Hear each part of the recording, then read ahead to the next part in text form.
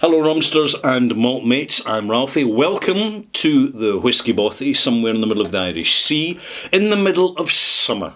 Right, the days are long, the nights are short, the ambient temperature is warmer, and this is the time of year that I, and probably yourself, because it all comes to all of us eventually, I start to think, I want a wee change from whisky. I want a drink of something else. Whether I'm sipping it neat, in a chilled glass, under a full moon, on a summer's night, in the peace and blissful silence at the end of a day, which of course is a luxury that many people forget is a luxury. And you have to make it happen. But it's rum time. And this has been my short season of rum. I'm on my last review now. I've just reviewed this in review 1091, and it's Cam Bleu from Martinique in the Caribbean. It is a very singular, characterful, beautifully, exquisitely made, really, really well made spirit. And it happens to be white rum. And here in review number 1091 extras, I'm now going to introduce some of the other white rums that I have, that I've bought because I think they're good enough for every whisky cabinet.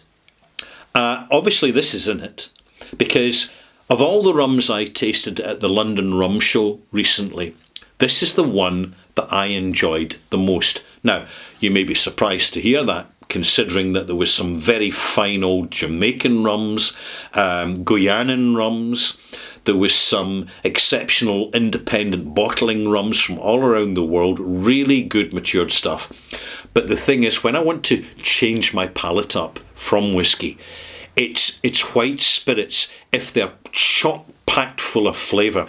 For me, that's where the magic is, because it is such a dramatic contrast from cask-matured Scotch whisky. It's as dramatic as it can get. So I've got 5 bottles here I'm now going to introduce to you. Now, the first one is called Veritas, and it is a combination of Jamaican and Bajan, Barbados, rums. And these are really well-made rums from very well and established and reputable distilleries. And it has been very lightly matured. This has not seen a lot of cask influence. What you have is young, very young rums, white rums, which have been blended together and let to rest in casks, just to allow them to bond together, to blend together, and to create something the more that's the sum of their parts. I'm recommending this to you because it's very good value. And if you happen to have friends round in your whisky bothy or your rum galleon, you may decide, well, they're not whisky drinkers, they'll be polite, but I don't want to frighten their palates with my exotic whiskies and rums, so let's just shake up a cocktail. They're guests, let's keep them happy.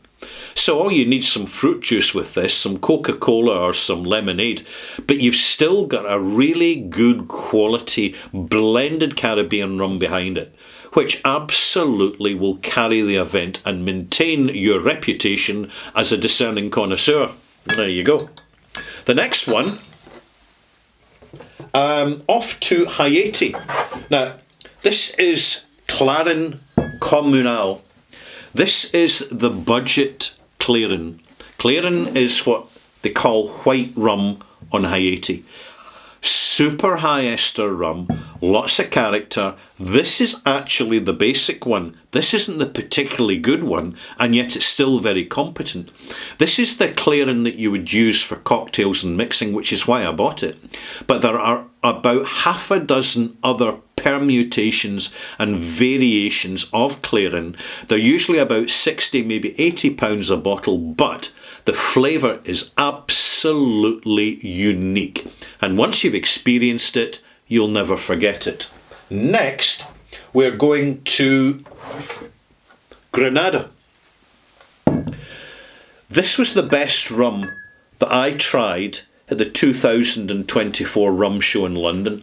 And see this. This was the best rum that I tried at the 2018 Rum Festival in London. And this, it's not the first time I've gone to a rum show and it's white rum which has left the most lasting impression upon me. This is Rivers Distillery rum. It doesn't get more traditional. It doesn't get more authentic. It doesn't get more absolute bonkers, fabulous, complex, wild, theatrical. In terms of flavour, if you've got a whisky palate, you're going to pour a glass of this and you're going to think, what on earth is going on here? WTF is this all about? It is just so incredibly different. It's remarkable stuff. This is a more recent bottling, and I have to warn you, the price has doubled since demand increased. But it is a phenomenal rum, and do you know what? It's got an absolutely fantastic label. This label was designed by a local artist on the island who was left to get on with it, and there was no marketing team involvement, there was no special consultations, none of that. And what you get is this authentic, fantastic, proper old school rum label, which more rums should be carrying. Next, Jamaica.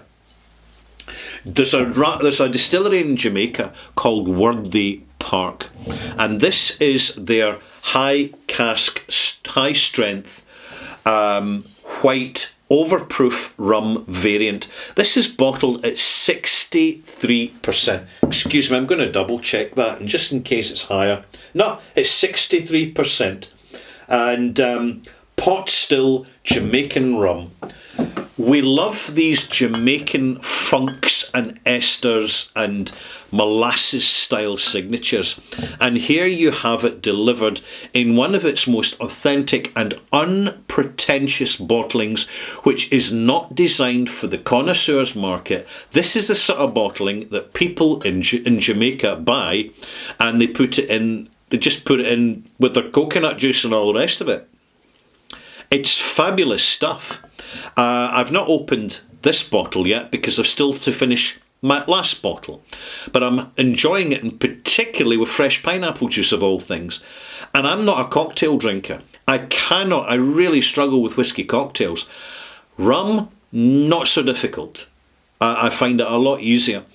But it's interesting to note that with Worthy Park Distillery, the stills, the pot stills with the retort pots, were actually made in Scotland by the company that provides most of the Scotch whisky distillery pot stills. It's called Forsyths.